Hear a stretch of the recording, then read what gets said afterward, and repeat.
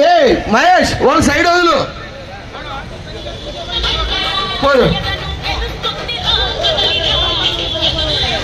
DJ బండి కొద్దిగా side జరగానా అన్నా డ్రైవర్ అన్నా ఇక్కడ చూడు డీజే బండి కొద్దిగా ముందుకు రావాలా డ్రమ్స్ నీ వెనకుంటాయి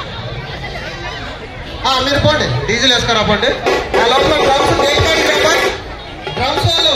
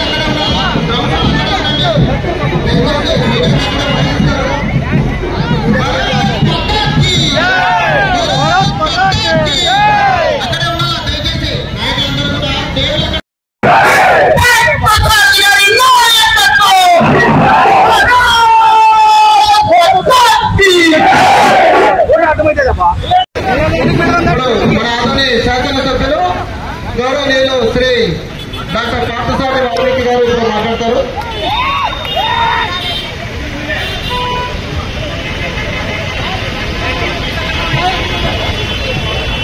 అది బాగుండదు సార్, అది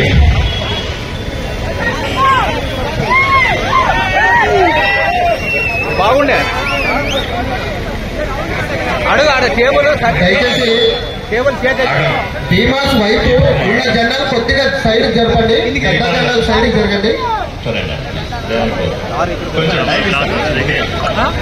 సెట్ చేసుకోండి. మీడియా మిత్రులతో రిక్వెస్ట్ అన్నా, దయచేసి ఇటువైపు రాసిన మన నాయకులందరూ వెనక్కి రావాలన్నా.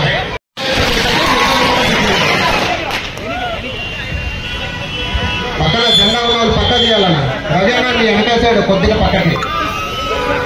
ఈరోజు భారతదేశానికి సుదినం, సుదీర్ఘమైనటువంటి పోరాటం తర్వాత 27 సంవత్సరాల పోరాటం తర్వాత భారతదేశానికి తలమానికమైనటువంటి ఢిల్లీ గడ్డపై కాషాయ జెండా ఎగురేయడం ఈరోజు చారిత్రాత్మకం. అయ్యా ఒకసారి ఆలోచన చేయండి. భారతీయ జనతా పార్టీ అక్కడ లేదన్నారు, భారతీయ జనతా పార్టీ ఇంకా గెలవదన్నారు, భారతీయ జనతా పార్టీ భారతదేశంలో కుదరదన్నారు. ఈ రోజు ఒక్కసారి ఆలోచన చేయండి. ఈ రోజు ఢిల్లీ విజయం తరువాత భారతదేశంలో ఉన్నటువంటి 75% భూభాగాన్ని భారతీయ జనతా పార్టీ భావిస్తా ఉందంటే ఆలోచన చేయండి. ఇన్ని రాష్ట్రాలు, ఇంతమంది ముఖ్యమంత్రులు, 1400 మందికి పైగా ఎమ్మెల్యేలు, 243 మంది ఎంపీలు, మంత్రులు, ఎంత గవర్నర్లు, ఒకటా రెండా ప్రజల ఆశీస్సులు ఉంటే, సరైన పరిపాలన ఉంటే, భారతీయ జనతా పార్టీ లాంటి పార్టీ ఉంటే భారతదేశం ఎలా ఎదుగుతుందో, ఎలా అభివృద్ధి చెందుతుందో చేసి చూపిస్తున్న తరుణం ఇది. ఒకవైపు మీ అందరి ఆశీస్సులతో, మీ అందరి ఆశీర్వాదంతో, ఆదోని ప్రజలిచ్చినటువంటి పిలుపుతో, ఆదోని ప్రజల స్ఫూర్తితో నేను ఢిల్లీ ఎలక్షన్లకు పోయి 14 రోజులు పనిచేసినాను. 14 రోజుల్లో ఎక్కడెక్కడ తెలుగు వాళ్ళు ఉంటే, ఎక్కడెక్కడ దక్షిణ భారతదేశానికి సంబంధించిన వ్యక్తులుంటే వాళ్ళందరి దగ్గర పోయి భారతీయ జనతా పార్టీకి ఓటేయమని, భారతీయ జనతా పార్టీని గెలిపించమని దక్షిణాది నుంచి వచ్చినటువంటి ఒక ఎమ్మెల్యేగా, ఆదోని లాంటి అత్యంత వెనుకబడిన ప్రాంతం నుంచి వచ్చిన ఎమ్మెల్యేగా అక్కడ రిక్వెస్ట్ చేస్తామంటే ఎంతో మంది స్పందించినారు. వాళ్ళందరికీ ధన్యవాదాలు. మీకు ఇంకొక విషయం కూడా చెప్పాల్సిన అవసరం ఉంది. ఆదోని నుంచి సుమారుగా 30-40 మంది యువకులు నాతో పాటుగా వచ్చి ఢిల్లీలో ప్రచారం చేశారు. ఈ రోజు ఢిల్లీలో గెలవడానికి వాళ్ళు కూడా వాళ్ళ ప్రయత్నం వాళ్ళు చేశారు. ఇంకొక విషయం కూడా మీకు తెలియాలి.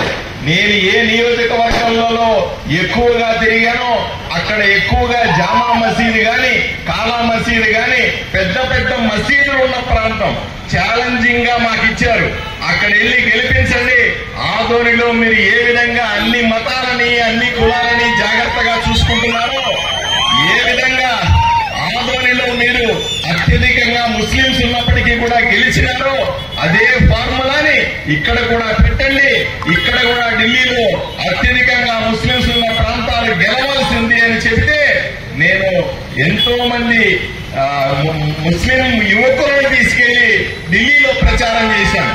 మసీదులకు వెళ్ళాం, ప్రార్థనలకు వెళ్ళాం, వాళ్ళకు అర్థమయ్యేలాగా చెప్పాము.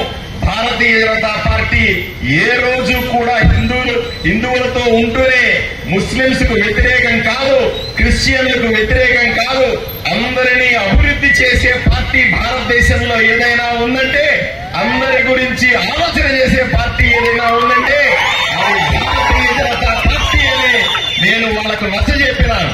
పెద్ద ఎత్తున మీరు ఈ రోజు ఢిల్లీ ఎన్నికలు చూడండి, ఎక్కడెక్కడైతే ముస్లింస్ అత్యధికంగా ఉన్న నియోజకవర్గాలన్నింటిలో భారతీయ జనతా పార్టీ అతి పెద్ద మెజారిటీతో గెలిచిందంటే ఈ రోజు ఒక్కసారి అర్థం చేసుకోవాలి. చాలా మంది మమ్మల్ని విమర్శిస్తా ఉంటారు, నోటికొచ్చినట్టు మాట్లాడుతూ ఉంటారు. భారతీయ జనతా పార్టీ అంటే మైనారిటీలు వ్యతిరేకమని, భారతీయ జనతా పార్టీ అంటే మైనారిటీలకు మంచి చేయదని, భారతీయ జనతా పార్టీ అంటే అందరి పార్టీ కాదని ఎంతో మంది నోటికొచ్చినట్లు మాట్లాడినారు. వాళ్ళకందరికీ చంప చెళ్ళు మనిపించేలాగా ఈ రోజు ఢిల్లీలో మేము చూపించినటువంటి విజయం ఒక పెద్ద చారిత్రాత్మకమైన.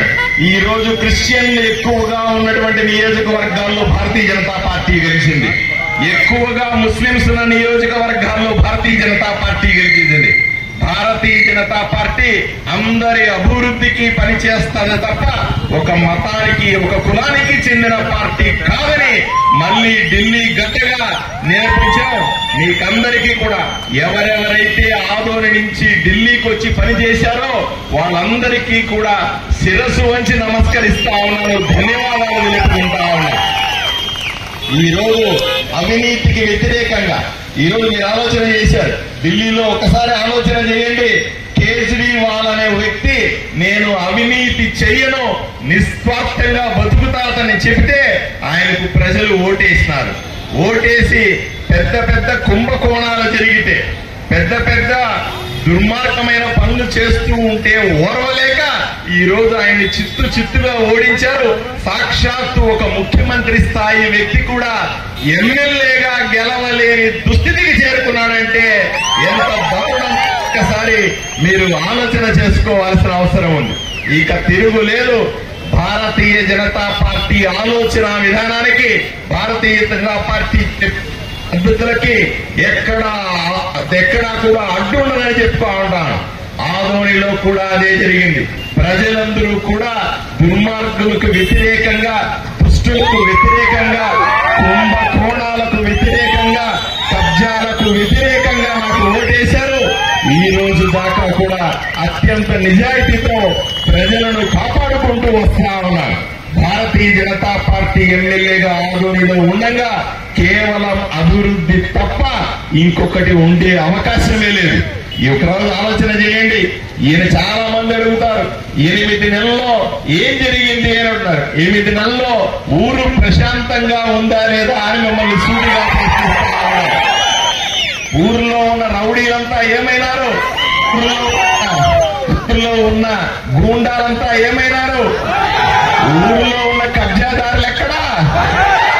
ఎవడైనా తేడా చేస్తే, ఎవడైనా గూండాగిరి చేస్తే తోలు తీస్తానని ఎమ్మెల్యేగా చెప్పింది ఈ రోజు నిజమైంది.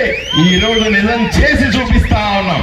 ఒక్క అభివృద్ధి తప్ప ఆదోనికి, అత్యంత వెనుకబడిన ఆదోనికి ఇంకొకటి లేనే లేదని చెప్తా ఉన్నాను. 100కు 100% మీరందరూ చూశారు. గత అసెంబ్లీలో మనం 11 రోజుల అసెంబ్లీ జరిగితే 11 రోజులు కూడా ఆదోని అంశాన్ని ఎక్కడ మాట్లాడినానా లేదా? ఆదోని బ్రాండ్ తయారైందా లేదా? మీరిప్పుడు ఛాలెంజ్ చేసి చెప్తా ఉన్నా. అసెంబ్లీకి వెళ్ళండి, ముఖ్యమంత్రి గారి దగ్గరికి వెళ్ళండి, మంత్రుల గారి దగ్గరికి వెళ్ళి, కమిషనర్ల దగ్గరికి వెళ్ళి, ఎవరి దగ్గరికి వెళ్ళి అడిగినా ఆదోని అంటే పార్థసారథి చెప్తారు. పార్థసారథి ఇన్ని పేపర్లు ఇచ్చిపోయినాడని చెప్తారు. ఆదోనికి సాయం చేస్తామని చెప్తారు. ఇది నిజమా కాదా అని మిమ్మల్ని సూటిగా ప్రశ్నిస్తా ఉన్నా.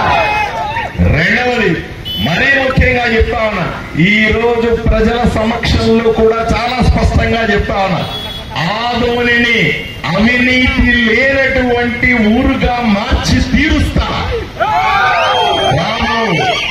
మళ్ళీ చెప్తా ఉన్నా, ఆంధ్రప్రదేశ్ లోని 175 నియోజకవర్గాల్లో ఏదైనా నియోజకవర్గంలో అవినీతి లేనిది ఉందంటే అది ఒక్క ఆదోని మాత్రమే మీకు చెప్తా ఉన్నా. మీరు సబ్ రిజిస్ట్రార్ ఆఫీస్కి వెళ్ళండి, ఎంఆర్ఓ ఆఫీస్కి వెళ్ళండి, ఇంకో ఆఫీస్కి వెళ్ళండి, మున్సిపల్ ఆఫీస్కి వెళ్ళండి, ఇంకొక చోటికి వెళ్ళండి. ఎవరైనా సరే మీ దగ్గర లంచం అడిగితే, ఎవరైనా సరే వాళ్ళు పని చేయడానికి డబ్బులు అడిగితే నాకు చెప్పండి, ఊళ్ళో ఉండడానికి వీల్లేదని చెప్తా ఉన్నా. ప్రభుత్వ ఆఫీసులన్నీ కూడా ప్రజల కోసం మాత్రమే ఉన్నాయి. ప్రభుత్వ ఆఫీసుల్లో అంతా ప్రజలకు సరైన సేవలు అంది తీరాల్సిందే. అవినీతి లేని ఆదోనిని నిర్మించి తీరుతానని మీకందరికీ ప్రతిజ్ఞ చేస్తా ఉన్నా. ఎవరు భయపడాల్సిన అవసరం లేదు. ఇప్పుడు చూసింది కేవలం 8 నెలల ట్రైలర్ మాత్రమే. ఇంకా 4 సంవత్సరాల సమయం ఉంది. 4 సంవత్సరాల్లో అద్భుతాలు జరుగుతాయి. 4 సంవత్సరాల్లో ప్రజలు మరింత సంతోషంగా ఉంటారు. 4 సంవత్సరాల్లో ఊరు అభివృద్ధి చెందుతుంది. 4 సంవత్సరాల్లో అందరూ ఆదోని వైపున చూస్తారు. ఆదోని బ్రాండ్ బిల్డ్ అవుతుంది. ప్రతి ఒక్కరూ కూడా ఎవరెవరైతే నిన్నటి దాకా ఆదోని మంచి ఊరు కాదు, ఎక్కడన్నా పోయి బతుకుదాం, ఆదోనిలో పొలాలొద్దు ఎక్కడన్నా కొనుక్కుందాం, ఆదోనిలో ఆస్తులొద్దు కబ్జాలు అవుతాయి అనుకున్న వాళ్ళందరూ కూడా 5 ఏళ్ల సమయంలో ఆదోని మంచి ఊరంట, అక్కడికి పోయి ఉందాం, అక్కడ కాపురం పెడదాం, అక్కడే బతుకుదామనే దిశగా తీసుకొని వస్తామని మీ అందరికీ కూడా హామీ ఇస్తా ఉన్నా. ఎవరు భయపడాల్సిన అవసరం లేదు. చూస్తున్నారు, కుంభకోణాల మీద కుంభకోణాలని బయటకు తీస్తా ఉన్నాం. ఎవడు తప్పించుకోలేడు. మేము ఎప్పుడో చేశాం కదా, ఆధారాలు లేవు కదా. ఒకడు అంటాడు ఆధారాలు చూపించు అంటాడు. అరే చూపిస్తా ఉన్నా, నీతో పాటుగా అందరికీ సినిమా చూపిస్తా. ఏ ముఖమాట లేదు. ఆలోచన చేసుకోండి. నా లెక్కలో 100 మంది ఉన్నారు. 100 మందిలో చిన్న గ్రూపును మాత్రమే బయట పెట్టాను. ఇంతటితో అయిపోదు. అక్రమాలు చేసిన 10 ఏళ్లుగా ఎవడెవడైతే ప్రజలను ఇబ్బంది పెట్టినాడో, 10 ఏళ్లుగా ఎవడెవడైతే ప్రజల ఆస్తుల్ని దోచుకున్నాడో, చివరికి ఎవడెవడి డబ్బులనైతే కొట్టేశాడో వాడిని వదిలేది లేదు. చట్టబద్ధంగా శిక్షిస్తామని మీ అందరికీ కూడా నేను సభాముఖంగా తెలియజేస్తా ఉన్నా. అనుకుంటారేమో పేపర్లు రాస్తే సరిపోతుందా, కలెక్టర్కి ఇస్తే సరిపోతుందా, ఇంకోటి చేస్తే సరిపోతుందా అంటే ఇది ఓన్లీ ట్రైలర్ మాత్రమే. ముందుంది క్రోకడైల్ ఫెస్టివల్ అని స్పష్టంగా చెప్తా ఉన్నా. ముందుంది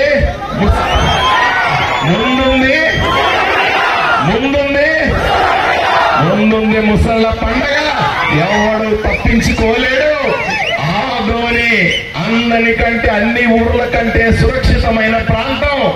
ఆదోని గడ్డ మీద ఉన్న నాకు, ఆదోని గడ్డ మీద బతుకుతున్న మీ అందరికీ, ఆదోని నీళ్లు తాగుతున్నందుకు, ఆదోని గడ్డ మీద గాలి పీల్చుకున్నందుకు కూడా జీవిత కాలం రుణపడి ఉంటానని మీకందరికీ కూడా హామీ ఇస్తా.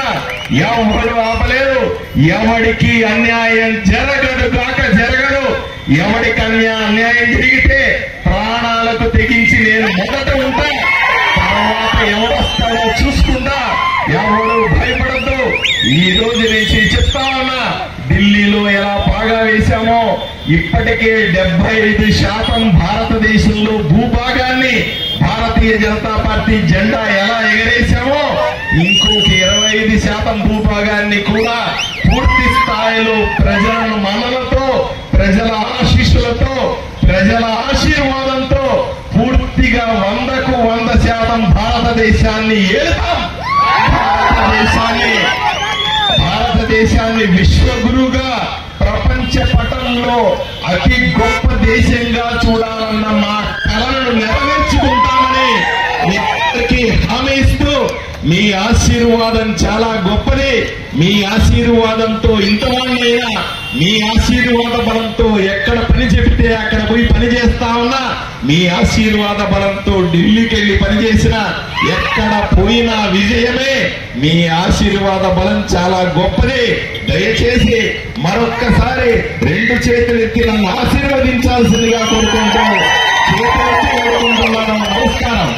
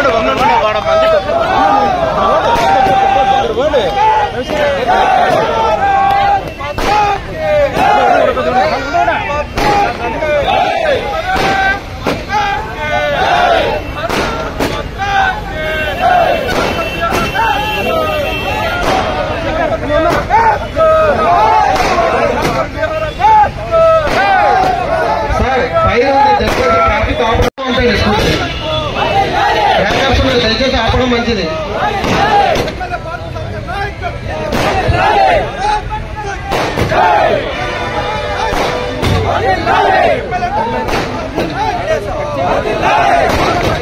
మా ఆటోలు పంచేద్దండి. కానిస్టేబుల్ సార్ దయచేసి రిక్వెస్ట్, ట్రాకర్స్ ఉన్నాయి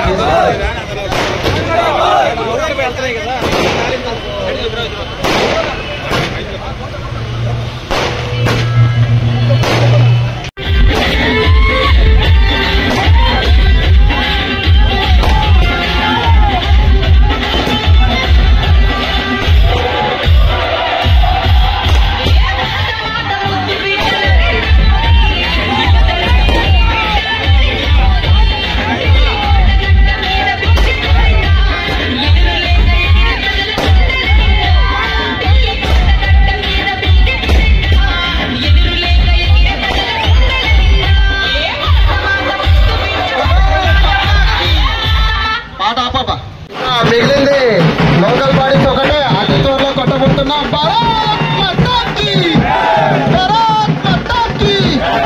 అందరూ కూడా భీమా సర్కిల్ వరకు ఇదే విధంగా ముందుకెళ్ళాలి అన్న, ఒక్కొక్కరుగా ముందుకు.